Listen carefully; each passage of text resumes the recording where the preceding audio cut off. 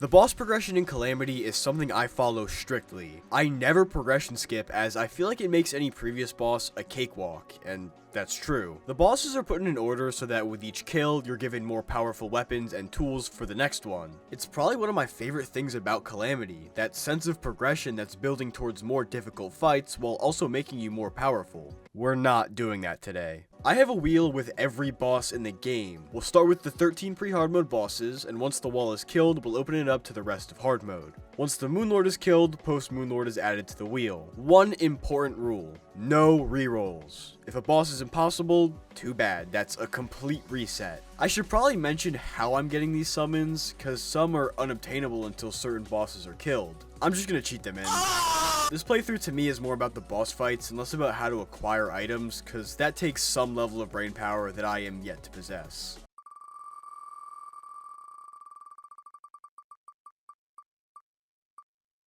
Since the Wall of Flesh is the first boss, we'll instantly be introduced to hard mode, which is good and bad. We'll get wings, some good weapons, but also, it's not out of the question that Moonlord could be the second boss we fight. To prepare for the wall, I'm gonna bum rush the Sulphurous Sea to Trasher Stack for the Golden Rod so we can fish for the Reaver Shark. I don't have any loadouts or weapons in mind, but I'm sure the Hellwing Staff will do just fine. And it did. Spoiler alert, Wall of Flesh first boss is pretty easy, especially when you're skipping half of the progression with the Reaver Shark being able to mine Hellstone. Before I spin the wheel again, I'm just gonna do some light preparation, like a 10-minute fight with the Cloud Elemental because she wouldn't despawn.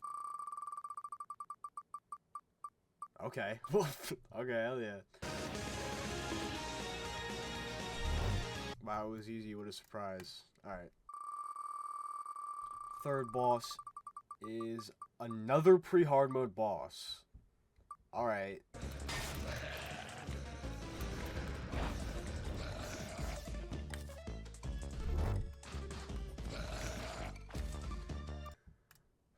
Okay. What? We're just racking up the pre-hard mode bosses. I started to think the wheel was broken because why do I keep getting pre-hard mode bosses? So I deleted them and rolled the wheel just to make sure it wasn't bugged. I guess I asked for this. So instead of having 3 mechs, 4 hard mode ores plus cryonic, so 5, plus hallowed and chlorophyte, so 7, no time for life roots to spawn, no tier 2 acid rain event. Okay, that one doesn't affect me at all. I don't give a fuck about the acid rain. So I don't get access to any of that, and I have to fight Calclone 8 bosses early. She's probably one of my worst fights. Thankfully, the Storm Saber did just fine. Sure, the damage was bad, but it could have been much worse. The homing this weapon has was really helpful, and let me focus on dodging because these fairy wings were not it.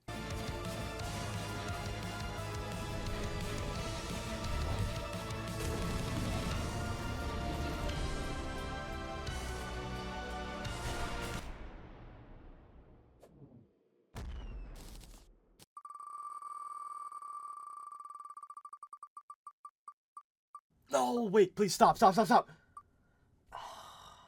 so bad. That's so bad. Since the Destroyer is next, and I don't want to fight him, I'm gonna switch to Rogue with Equanimity. The Stealth Strikes absolutely melt him. It is kind of weird how none of the Calclone drops are any good for this fight, especially considering she's tiered a pretty decent amount higher than the mechs. Whoa, oh, I did it! Oh my god, yes! Wait. No way. Are you serious, bro? He died. Son. What? Dude, just what? What? Whatever, just die, bro. What a terrible boss. Oh my god. The fight wasn't too bad. I'm not missing out on that much progression since he's a mech boss, and you can absolutely fight any of them as your first hard mode boss. But with tier 2 ores, Souls of Might, Calclone drops, what poor soul would make the mistake of facing me with all my overpowered gear? Well, my only real weapon options are the Crush Saw Crasher or Havoc's Breath. The reason I'm picking this weapon is because A, it's a flamethrower, I like flamethrowers, but B, when the Plaguebringer spawns in the extra minions, and more importantly, the nuke, it can make extremely quick work of the ads. Also, I'm not playing Rogue. Alright, here we go. This should be light work. Yep, there it it goes. Completely destroyed.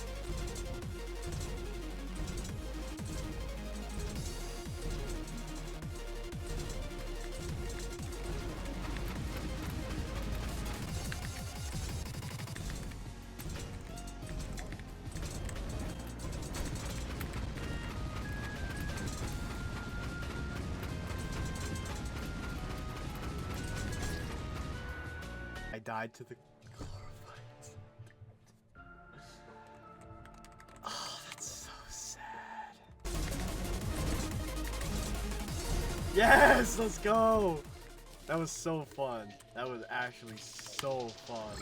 The Plaguebringer finally died. Fighting her without the shield bash was much different than I thought. I had to use my dash to get out of the way, not through the way. It was still super fun, only about a 4-minute fight. I'm sure these plague weapons need no introduction. They're all very capable of killing the Moonlord. We're just missing out on a decent armor set. Plague Reaper and Shroomite are unobtainable right now because Plantera hasn't been killed. So no Cyborg for Nanites and no Auto Hammer from the Truffle. After murking Queen Slime real quick with my brand new Plague Flamethrower, I spun the wheel and...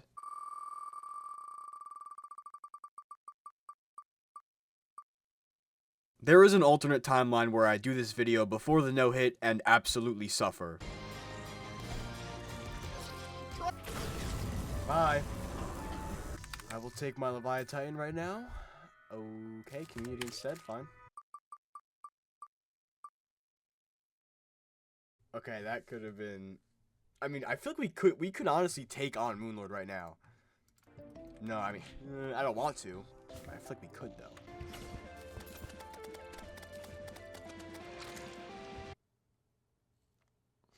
I'll take Queen Bee. Queen Bee? Queen Bee? Okay.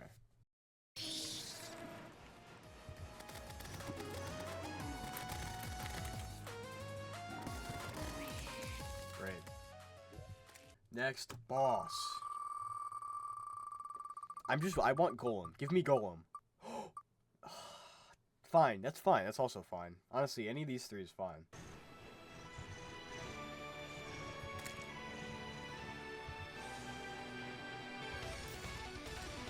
Like, yeah, when he does the charges, it's wraps. I need a shield back. I need Plantera dead. Yeah. Oh my god.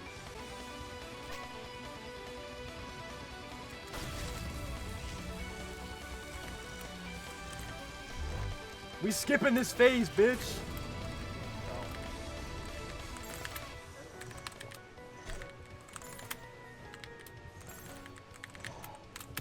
Oh! I ducked right below him. That was insane with the slime mount. Yo! Just die. Yes! Okay. I was literally ducking below him with the queen slime mount. I think. I could have lived probably anyways, but that was way cooler. That was infinitely cooler. The Plaguebringer's charges aren't too bad to dodge without Asgard's Valor. They're pretty slow. But Duke Fishron, on the other hand, he's so fast. I only got by this boss because of how powerful the Blight Spewer is, but I am really starting to feel everything else lag behind because of no post-Plantera items. Time for the next boss. I could take anyone on right now. I could literally take on anyone. And I'm gonna take on the Desert Scourge. Okay. Next boss. No. Okay, stop.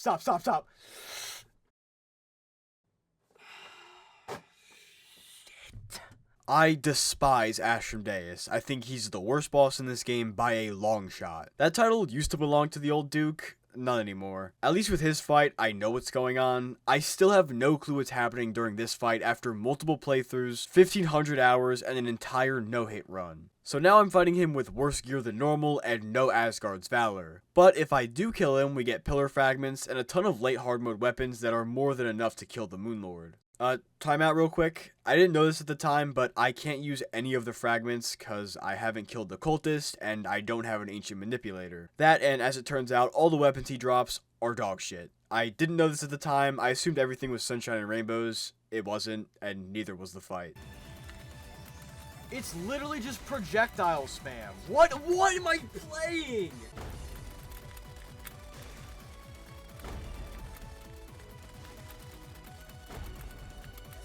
It was never happening. Like, what is this boss? I genuinely want to message the main developer and ask them what the hell were they thinking.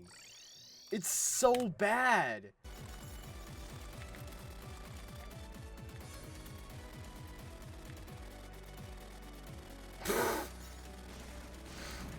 What are we doing, bro? What are we doing? Oh my god. Remove this boss from the game. They're updating this mod to 1.4.5. Yo, there's still a chance, alright? There's still a chance they can remove Ash from Days from the game. Or, better yet, rework him. Completely rework the boss. There you go. I've gotten powerful enough to where there isn't really a single boss at this stage of the game that could pose an actual threat. So I'm just going to skip over these next few. Golem, Aureus, Twins, Argus, who I tried using the microwave on, but Yo-Yos and Calamity just suck. Finally, Plantera, Prime, Eye of Cthulhu, Aquatic Scourge, Empress, Ravager, Lunatic, and Moonlord ended up being the final boss of hard mode. Fall. That's pretty lucky. Let's hope we can keep this luck for the rest of the game. And honestly, we kinda didn't. Ceaseless Void first, whatever, but then this happened. Next boss.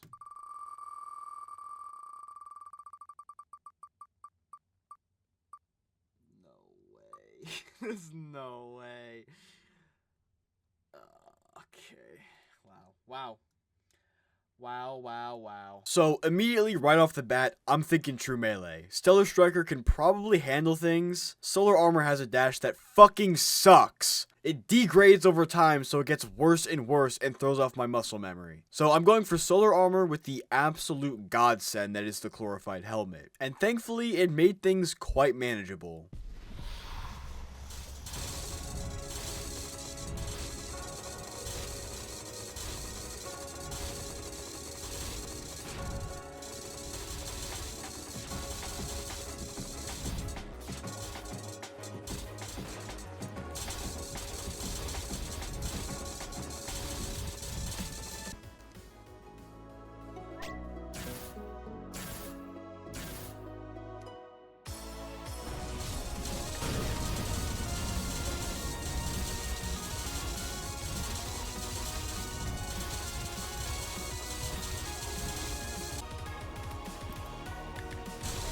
Oh shit!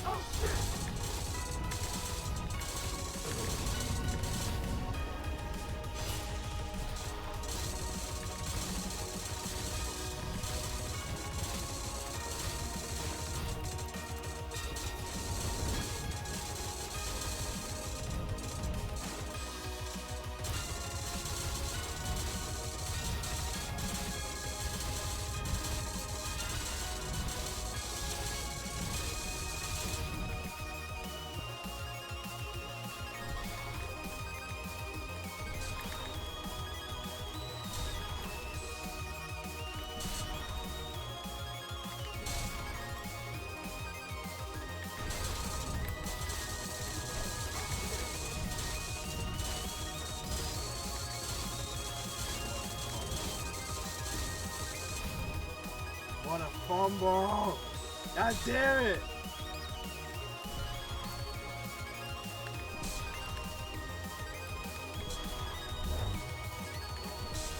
Recover. Oh shit!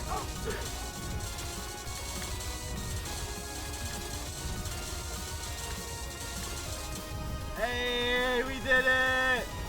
Let's go!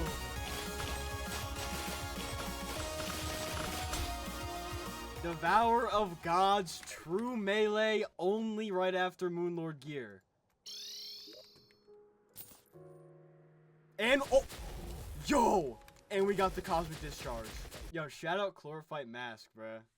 That is probably the funnest about. That's the most amount of fun I've ever had fighting the Devourer of Gods. Like, straight up.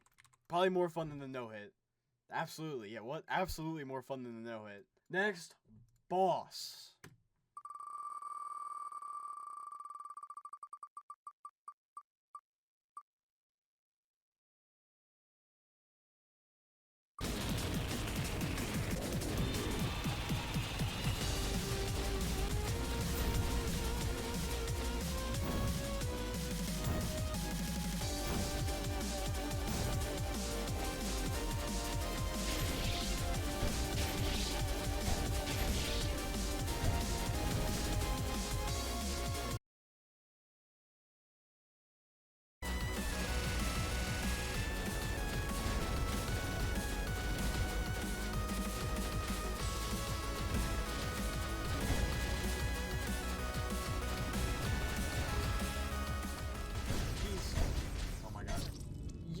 Yo!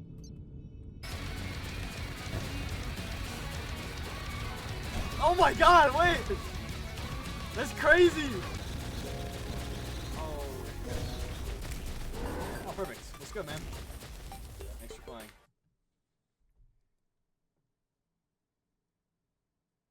No. Oh no. Wait, stop. Maybe. Wait, I don't know. This is. Oh my god.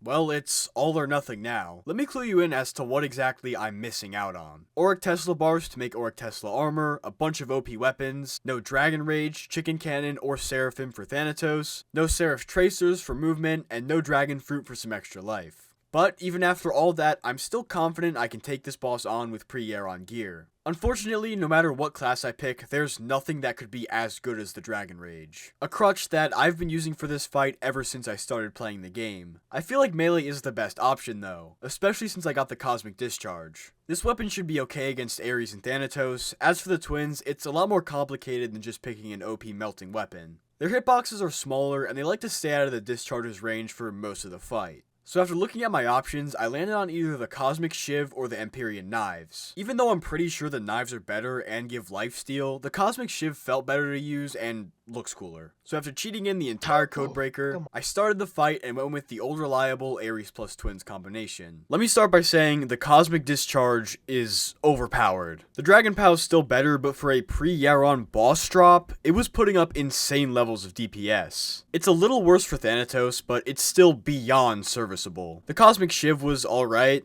I mean, it was good enough to where I didn't bother switching it, so I guess that means it was good. The fight was going pretty good too. That's mostly thanks to Silva Wings and their really good mobility, a perfect replacement for the Tracers. It made every attack feel normal to dodge. Not to glaze myself or anything, but I am stunned with how good I was at Thanatos' charges. Keep in mind, I'm using a mid-hard mode dash for one of the final bosses of Calamity. I can't upgrade it just yet, because Providence hasn't been killed, and that means no Elysian Aegis for the Asgardian Aegis. That also means no Eula Bloom, so I wouldn't have been able to make Auric Tesla armor even if I killed Yaron, and no Blood Flare. Look, I know nothing about the progression of Calamity even after 2 years of playing, I'm just here for the boss fights. But regardless, I was still consistently getting to the desperation phase, and I really surprised myself with just how good I've gotten at this fight.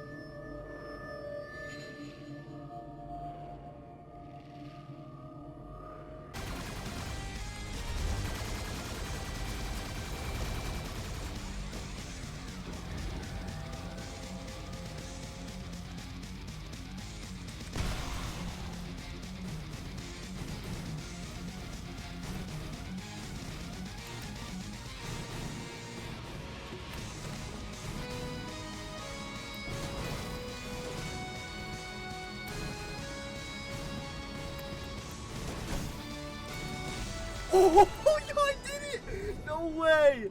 That was the most that ending was the most stressful thing ever. Holy hell. That was so terrifying. That was torture. I actually feel like there was some psychological damage that just happened right there. 7 bosses left. Preferably, I'd like to do Scal last, because I mean, we're gonna melt everyone, and then at that point, it'll literally just be a normal Scal fight. That's exactly what happened, so this is pretty much the end of the video. I had 7 bosses left, and Scal ended up being the 6th, and I was only missing out on the Primordial Worm, whose drops are obsolete at this point. While I do a perfectly normal Scal fight in the background, I'll give my closing thoughts on progression skipping. It's fucking stupid. Obviously, play the game however you want, but as for me, I'll be removing a finger every time I accidentally kill a boss out of the intended boss order. It's just not as fun, and the reward for killing a higher tier boss is you get to melt a bunch of other fights. Of course, that's the elite tryhard Infernum sweat talking. If you have fun playing whatever way, then by all means, keep playing that way. This also ended up being an incredibly short playthrough. If I was speedrunning and wanted to have the least amount of pain possible, I would kill Wall, then Cal Clone as my first 2 bosses. But that's it. Thank you all so much for watching, and as always, I will see you in the next video. Bye bye!